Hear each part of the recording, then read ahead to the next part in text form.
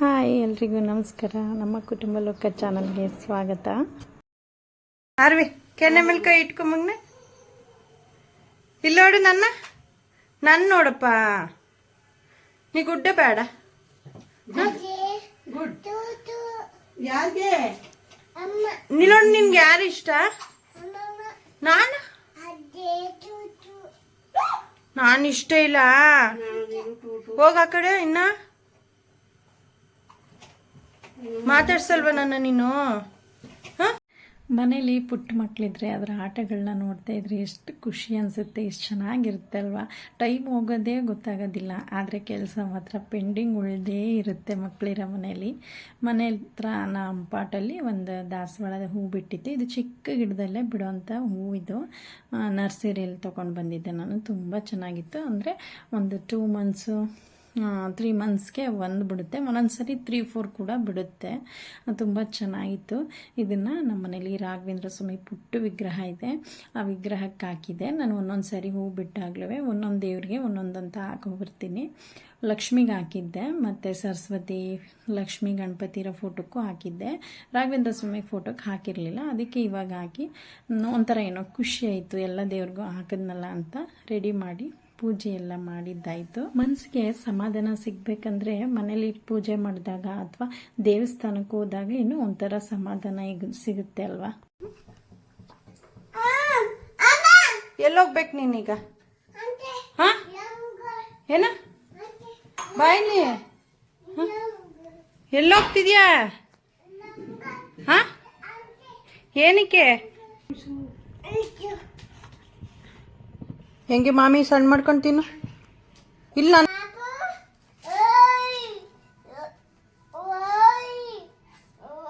ಒಂದು ದಿನದಲ್ಲಿ 3/4 ಭಾಗದ ದಿನ ನಾನು ಆರ್ವಿ ಜೊತೆನೇ ಕಳೆದು ಬಿಡ್ತೀನಿ. ಸೂರ್ಯ ಮುಳುಗುವಾಗ ವ್ಯೂ ತುಂಬ ಚೆನ್ನಾಗಿತ್ತು, ಅದಕ್ಕೋಸ್ಕರ ಕ್ಲಿಪ್ಪಿಂಗ್ ಆ್ಯಡ್ ಮಾಡಿದೆ. ಮಕ್ಕಳು ಹೊರಗಡೆ ಆಟ ಆಡ್ತೀನಮ್ಮ ಅಂದ್ಬಿಟ್ಟು ಚಾರ್ವಿ ಒಂದು 10 ನಿಮಿಷ ಆಟ ಆಡ್ತೀನಿ ಅಂತ ಹೊರಗಡೆ ಹೋಗಿದ್ಲು. ಆಟ ಆಡ್ಕೊಂಡು ಬರೋ ಅಷ್ಟರಲ್ಲಿ ಮನೇಲಿ ರೇಷನ್ ಎಲ್ಲ ಖಾಲಿಯಾಗಿತ್ತು. ಲಿಸ್ಟ್ ರೆಡಿ ಮಾಡ್ಕೊಳ್ಳೋಣ ಅಂತ ಅಂದ್ಬಿಟ್ಟು ಬಂದೆ. ಲಿಸ್ಟ್ ಬರ್ಕೊಳ್ಳೋಣ ಅಂತ ಲಿಸ್ಟ್ ಎಲ್ಲ ರೆಡಿ ಮಾಡಿಕೊಂಡೆ. ನಾನು 1 ಮಂತ್ಗೆ ಎಷ್ಟು ಬೇಕು ಅಷ್ಟು ರೇಷನ್ ಎಲ್ಲ ಲಿಸ್ಟ್ ಮಾಡಿ ಇಟ್ಕೋತೀನಿ. ಆದ್ರೂ ಮಧ್ಯೆ ರೇಷನ್ ತರಿಸ್ಕೋತಾನೆ ಇರ್ತೀನಿ. ಆ್ಯಕ್ಚುಲಿ 38 ರೇಷನ್ ಸ್ಲಿಪ್ ಬರೆದಿದ್ದೀನಿ ನಾನು. ಸ್ಲಿಪ್ ಕೊಟ್ಟು ಕಳಿಸಿದೆ. ರೇಷನ್ ಎಲ್ಲ ತೊಗೊಂಡು ಬಂದು ಕೊಟ್ಟರು. ನಾನೆಲ್ಲ ಚೆಕ್ ಮಾಡ್ಕೊಂಡು ಬಾಕ್ಸ್ಗಳಿಗೆ ಇಟ್ಕೊಳ್ಳೋಣ ಅಂತ ಅಂದ್ಬಿಟ್ಟು ಎಲ್ಲನೂ ಚೆಕ್ ಮಾಡ್ತಾಯಿದ್ದೆ. ಆ್ಯಕ್ಚುಲಿ ನಾನು ಕಂಟೈನರ್ಗಳನ್ನ ತೊಗೊಂಡಿಲ್ಲ, ಯಾಕಂದರೆ ನಮ್ಮ ಕಿಚನ್ನು ಸ್ವಲ್ಪ ಚಿಕ್ಕದಿದೆ, ಅಲ್ಲಿ ಇಟ್ಕೊಳ್ಳೋಕ್ಕೆಲ್ಲ ಸ್ವಲ್ಪ ಹಿಂಸೆ ಅನಿಸುತ್ತೆ ಅಂತ ಅಂದ್ಬಿಟ್ಟು ಎಲ್ಲನೂ ಈ ಥರ ಒಂದೇ ಬಾಕ್ಸಲ್ಲಿ ಸ್ಟೋರ್ ಮಾಡ್ಕೋತೀನಿ. ಯಾವಾಗ ಏನು ಮಾಡಬೇಕು ಅವಾಗ ಎತ್ಕೊಂಡು ಯೂಸ್ ಮಾಡ್ಕೋತೀನಿ. ನಾವು ಚಿಕ್ಕವರಿದ್ದಾಗ 1500ಗೆಲ್ಲ ಮನೆಗೆ ಬೇಕಾದಷ್ಟು ಇಷ್ಟು ರೇಷನ್ಗೆ 1500-2000 ಒಳಗಡೆನೇ ಆಗೋಗ್ತಿತ್ತು. ಇವಾಗ ಇಷ್ಟು ರೇಷನ್ಗೆ 5000 ಅಷ್ಟು ರೇಟ್ ಆಗುತ್ತೆ. ಆದರೂ ಎಷ್ಟು ಚೇಂಜ್ ಆಗಿದೆ ಅಲ್ವಾ ಕಾಲ.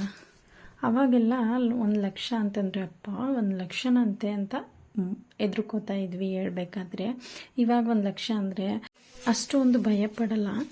ಆದರೂ ಲಕ್ಷಕ್ಕೆ ವ್ಯಾಲ್ಯೂ ಇದೆ, ಇಲ್ಲ ಅಂತ ಹೇಳ್ತಾ ಇಲ್ಲ, ಆದರೆ ಅಷ್ಟೊಂದು ಭಯ ಆಗಲ್ಲ. ನಾನು ಕೆಲವೊಂದು ಐಟಮ್ನ ಕಾಟಲ್ಲಿ ಡ್ರಾಯರ್ ಇದೆ, ಅಲ್ಲಿ ಇಟ್ಕೋತೀನಿ. ಸೋಪು, ಶ್ಯಾಂಪು ಮತ್ತು ಈ ಗರಂ ಮಸಾಲ ಪೌಡರ್ಗಳು, ಚಿಕನ್ ಮಸಾಲ, ಈ ಥರದ ಐಟಮ್ಸ್ ಎಲ್ಲ ಡ್ರಾಯರಲ್ಲಿ ಇಟ್ಕೋತೀನಿ. ಇದು ತುಂಬ ಮೆಸ್ಸಿ ಆಗಿಬಿಟ್ಟಿತ್ತು, ಅದರಿಂದ ಕ್ಲೀನ್ ಮಾಡ್ಕೋತಾ ಇದ್ದೀನಿ. ಕ್ಲೀನ್ ಮಾಡ್ಕೊಂಡು ನೀಟಾಗಿ ಜೋಡಿಸ್ಕೋತಾ ಇದ್ದೀನಿ. ಮಂತ್ ಸ್ಟಾರ್ಟಿಂಗ್ ಬರ್ತಾ ಇದ್ದಂಗೆ ಹೌಸ್ ರೆಂಟು, ಕರೆಂಟ್ ಬಿಲ್ಲು, ನೀರಿನ bill, ration, TV recharge, mobile recharge ಅಂತ ಎಲ್ಲ ಟೆನ್ಷನ್ ಮೇಲೆ ಟೆನ್ಷನ್ ಆಗಿಬಿಟ್ಟಿರುತ್ತೆ. ಅದೆಲ್ಲ ಕಂಪ್ಲೀಟ್ ಆದಮೇಲೆ ಒಂದು ಸ್ವಲ್ಪ ಮನಸ್ಸು ಭಾರ ಕಡಿಮೆ ಆಗುತ್ತೆ. ನಾನು ಮನೇಲಿ ಚಪಾತಿ ಮತ್ತು ಸೊಪ್ಪಿನ ಪಲ್ಯ ಮಾಡಿದ್ದೆ. ಸೊಪ್ಪು ತೊಗೊಂಡಿದ್ದೆ, ಅದು ಹಾಗೆ ಇತ್ತು, ಅದನ್ನು ಫ್ರೈ ಮಾಡಿರಲಿಲ್ಲ. ಅದಕ್ಕೆ ಫ್ರೈ ಮಾಡೋಣ ಅಂತಂದ್ಬಿಟ್ಟು ಫಸ್ಟು ಬೆಳ್ಳುಳ್ಳಿ, ಜೀರಿಗೆ, ಮೆಣಸು 3 ಜಜ್ಜಿಕೊಂಡಿದ್ದೆ ಚೆನ್ನಾಗಿ. ಆಮೇಲೆ ಅದನ್ನು ಫ್ರೈ ಮಾಡಿದ್ಮೇಲೆ ಈರುಳ್ಳಿ, ಟೊಮೊಟೊ ಹಾಕಿದೆ. ಇಲ್ಲಿ 2 ಕಟ್ಟು ಪುದೀನ, 2 ಕಟ್ಟು ಸಬ್ಸಿಗೆ ಸೊಪ್ಪು, 2 ಕಟ್ಟು ಮೆಂತ್ಯ ಸೊಪ್ಪು ತೊಗೊಂಡು ಕಟ್ ಮಾಡಿ ಇಟ್ಕೊಂಡಿದ್ದೀನಿ. ನೀಟಾಗಿ ತೊಳೆದು ಅದನ್ನು ಚೆನ್ನಾಗಿ ಈ ಥರ ಫ್ರೈ ಮಾಡ್ತಾಯಿದ್ದೀನಿ. ಈಗ ಚಳಿಗಾಲ ಅಲ್ವಾ, ಸ್ವಲ್ಪ ಶೀತ, ಮಕ್ಕಳಿಗೆ ಶೀತ ಆಗುತ್ತೆ ಅಂತ ಅಂದ್ಬಿಟ್ಟು ಬೆಳ್ಳುಳ್ಳಿ ಜೊತೆ ಜೀರಿಗೆ, ಮೆಣಸು ಸ್ವಲ್ಪ ಹಾಕ್ಕೊಂಡು ಜಜ್ಕೊಂಡಿದ್ದೀನಿ. ಯಾಕಂದರೆ ಶೀತ ಹೊಡೆಯುತ್ತೆ ಜೀರಿಗೆ ಅಂತ ಅಂದ್ಬಿಟ್ಟು ಈ ಥರ ನೀಟಾಗಿ ಫ್ರೈ ಮಾಡಿಕೊಂಡು ಕೊನೆಯಲ್ಲಿ ಕಾಯಿ ತುರಿ ಉಜ್ಜಿಸ್ಕೊಂಡು ನೀಟಾಗಿ ಈ ಥರ ಮಿಕ್ಸ್ ಮಾಡಿಬಿಟ್ರೆ ತುಂಬ ಚೆನ್ನಾಗಿರುತ್ತೆ ಪಲ್ಯ ಚಪಾತಿ ಜೊತೆ. ಪಾತ್ರೆ ಹಾಂ ಏನು ಏನಂದ್ರು ಅಣ್ಣ ಏನಂದ್ರು? ನಮ್ಮನೇಲಿ ಚಾರ್ವಿ ಸೊಪ್ಪಿನ ಪಲ್ಯ ಎಲ್ಲ ಇಷ್ಟಪಡಲ್ಲ. ಆರ್ವಿ ಸೊಪ್ಪಿನ ಪಲ್ಯ ಎಲ್ಲ ಚೆನ್ನಾಗಿ ಇಷ್ಟಪಡ್ತಾಳೆ. ಆರ್ವಿ ಡ್ಯಾನ್ಸ್ ಮಾಡವ. ಇದು ಅದರ ನಾಳೆ ವಿಡಿಯೋ ಮಧ್ಯಾಹ್ನದ ಮೇಲೆ ಶೂಟ್ ಮಾಡ್ಕೊಂಡಿರೋದು ನಾನು. ಚಾರ್ವಿಗೆ ಹುಷಾರಿರ್ಲಿಲ್ವಲ್ಲ, ಅದಕ್ಕೋಸ್ಕರ ನಾವು ದಾಸನೂರು ಅಂತ ಅಂದ್ಬಿಟ್ಟು ಒಂದು ದೇವಸ್ಥಾನ ಇದೆ ಆ ಊರಲ್ಲಿ. ಮಕ್ಕಳಿಗೆ ಅಂತಲೇ ಯಂತ್ರ ತಾಯ್ತ ಎಲ್ಲ ಹಾಕ್ತಾರೆ. ಅಲ್ಲಿಗೆ ಹೋಗ್ತಾ ಇದ್ದೀವಿ. ಮಕ್ಳಿಗೋಸ್ಕರ ನಾವು ಹುಷಾರಿಲ್ಲ ಅಂದಾಗ ಹಾಸ್ಪಿಟಲೆಲ್ಲ ಹೋಗಿ ತೋರಿಸಾದ್ಮೇಲೆ ಅಲ್ಪ ಸ್ವಲ್ಪ ದೇವರು ದೊಡ್ಡವ್ರು ಹೇಳ್ತಾರೆ ಅಂತ ದೇವ್ರನ್ನೂ ಕೂಡ ನಂಬಬೇಕು. ಅದರಿಂದ ಅದಕ್ಕೋಸ್ಕರ ಯಂತ್ರ ಹಾಕ್ಸ್ಕೊಂಡು ಬರೋಣ ಅಂತ ಅಂದ್ಬಿಟ್ಟು ಹೊರಗಡೆ ಹೋದ್ವಿ. ಹಾಗೆ ಆನ್ ದಿ ವೇ ಹೋಗ್ತಾ ಇರುವಾಗ ಸುತ್ತೂರು ಟೆಂಪಲ್ ನೋಡ್ಕೊಂಡು ಹೋಗೋಣ ಔಟ್ಸೈಡಿಂದ. ಅಂದರೆ ಜಾತ್ರೆ ಟೈಮಲ್ಲೆಲ್ಲ ಬಂದಿದ್ವಿ. ಹೊರಗಡೆಯಿಂದ ತುಂಬ ರಶ್ ಇರ್ತಿದ್ರು, ನಾವು ಟೆಂಪಲ್ಗೆಲ್ಲ ಹೋಗಿಲ್ಲ. ಅದರಿಂದ ಹೊರಗಡೆಯಿಂದ ನೋಡ್ಕೊಂಡು ಹೋಗೋಣ, ಇವಾಗ ರಶ್ ಇಲ್ವಲ್ಲ ಅಂತ ಅಂದ್ಬಿಟ್ಟು ಬಂದ್ವಿ. ಆರ್ವಿ ಅಂದ್ಲು, ಅಪ್ಪ ಹೊಳೆ ಹತ್ರ ಹೋಗೋಣ, ಅಪ್ಪ ಹೊಳೆ ನೋಡ್ಕೊಂಡು ಹೋಗೋಣ ಅಂತಂದ್ಲು. ತುಂಬ ನೀರು ತುಂಬಿತ್ತು, ತುಂಬ ಫೋರ್ಸಾಗಿ ಹರಿತಿತ್ತು. ವಿಡಿಯೋದಲ್ಲಿ ಅಷ್ಟೊಂದು ಕಾಣಿಸ್ತಾ ಇಲ್ಲ.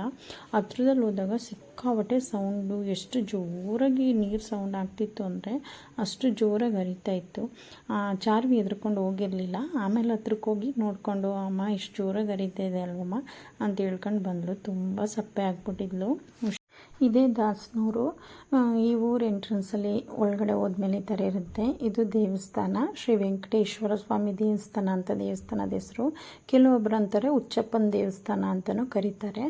ಏನಕ್ಕೆ ಅಂತ ನನಗೆ ಅಷ್ಟಾಗಿ ಗೊತ್ತಿಲ್ಲ. ಇಲ್ಲಿ ದೇವಸ್ಥಾನ ಕ್ಲೋಸ್ ಆಗಿತ್ತು. ಇಲ್ಲಿ ತಾಯ್ತ ಕಟ್ಟೋದು ಯಾವಾಗಲೂ ಇವರೇನೆ. ಇವ್ರ ಹತ್ರ ಹೋಗಿ ತಾಯ್ತ ಕಟ್ಸ್ಕೊಂಡು ಬಂದ್ವಿ. ಇಲ್ಲಿ ತುಂಬ ಮಕ್ಕಳು ಎಷ್ಟು ಹಠ ಮಾಡ್ತಾರೆ. ಅವ್ರಿಗೆಲ್ಲ ಬಂದು ಇಲ್ಲಿ ಈ ಥರ ತಾಯ್ತ ಕಟ್ಸ್ಕೊಂಡು ಹೋಗ್ತಾರೆ. ಕೆಲವೊಬ್ಬರಿಗೆ ಯಂತ್ರ, ಕೆಲವೊಬ್ಬರಿಗೆ ತಾಳಿ ಅಂತ ಕಟ್ಟಿಸ್ತಾರೆ. ಇಲ್ಲಿ ಅವ್ರಿಗೆ ಯಾವ ಥರ ಸಂಪ್ರದಾಯ ಇರುತ್ತೆ ಆ ಥರ ಕಟ್ಟಿಸ್ಕೊಂಡು ಹೋಗ್ತಾರೆ. ಇಲ್ಲಿ ಬಜೆ ಕೊಡ್ತಾರೆ 2 ಹಾಲಲ್ಲಿ ತೆಗೆದ್ಬಿಟ್ಟು ನೆಕ್ಸಿ ಅಂತ. ಆರ್ವಿ ಯಂತ್ರ ಹಾಕಿಸ್ಕೊಂಡ್ಮೇಲೆ ಯಾವ ಥರ ಕಾಣ್ತಿದ್ದಾಳೆ ನೋಡಿ. ಆಮೇಲೆ ದೇವಸ್ಥಾನಕ್ಕೆ ಹೋಗಿ ನಮಸ್ಕಾರ ಮಾಡ್ಕೊಂಡು ಪ್ರದಕ್ಷಿಣೆ ಮಾಡ್ಕೊಂಡು ಬಂದ್ವಿ. ನಾನು ದೇವ್ರ ಹತ್ರ, ದೇವ್ರೆ ಯಾವತ್ತೂ ಇಂಥ ಕಷ್ಟ ಕೊಡಬೇಡ ದೇವ್ರೆ. ಲೈಫಲ್ಲಿ ಇವಳು 7 ಇಯರ್ಸ್ ಜರ್ನಿಯಲ್ಲಿ ಇದ್ದೇ ಫಸ್ಟ್ 1 ವೀಕ್ ರೆಸ್ಟ್ ಮಾಡಿರೋದು. ಯಾವ ಮೆಡಿಸನ್ನು ವರ್ಕ್ ಆಗ್ದೇ ಸಿಕ್ಕಾಬಟ್ಟೆ ವೀಕಾಗಿ 1 ವೀಕ್ ಫುಲ್ಲು ಊಟ ಮಾಡ್ದೇ ಇರೋದು ಇದೇನೆ. ಅದರಿಂದ ತುಂಬ ಬೇಜಾರಾಗ್ತಾಯಿತ್ತು ಮನಸ್ಸಿಗೆ. ಆದರೂ ದೇವರು ನಿಜವಾಗ್ಲೂ ಕರುಣೆ ತೋರಿಸ್ತು ಅಂತಲೇ ಹೇಳಬೇಕು. ಹುಷಾರಾದ್ಲು ಚಾರ್ವಿ ಅಲ್ಲಿಂದ ಬಂದಾಗ. ಆದ್ರೂ ಇದಾಗಿತ್ತು ಇವತ್ತಿನ ನನ್ನ ಈ ವ್ಲಾಗ್. ಇಷ್ಟ ಆದರೆ ಪ್ಲೀಸ್ ಸಬ್ಸ್ಕ್ರೈಬ್ ಮಾಡಿ, ಲೈಕ್ ಮಾಡಿ, ಶೇರ್ ಮಾಡಿ, ಕಮೆಂಟ್ ಮಾಡಿ. ಬಾಯ್.